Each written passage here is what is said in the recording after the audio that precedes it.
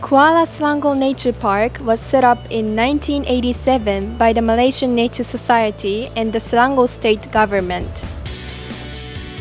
The park area is approximately 800 acres and shelters a wide variety of habitats.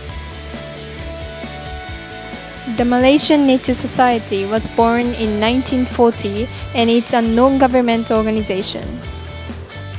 And their mission is to promote the conservation of Malaysia's natural heritage. The logo animal for Kuala Selangor Nature Park is a silver-leaf monkey. Silver-leaf monkey.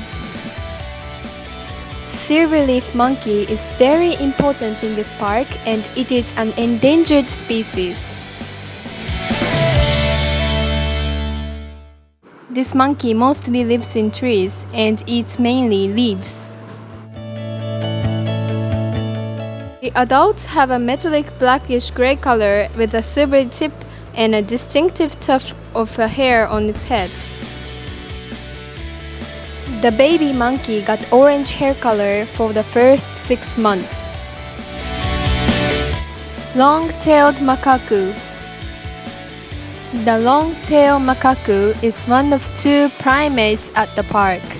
They live mainly in trees but can be seen at many places including primary and secondary forests, mangroves, plantations, and the outskirts of towns and villages.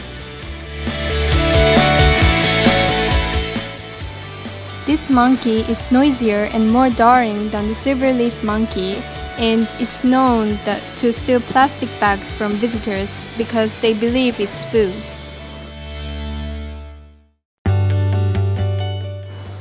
In Kuala Selangor Nature Park, you will be able to see these 2 types of wild monkeys.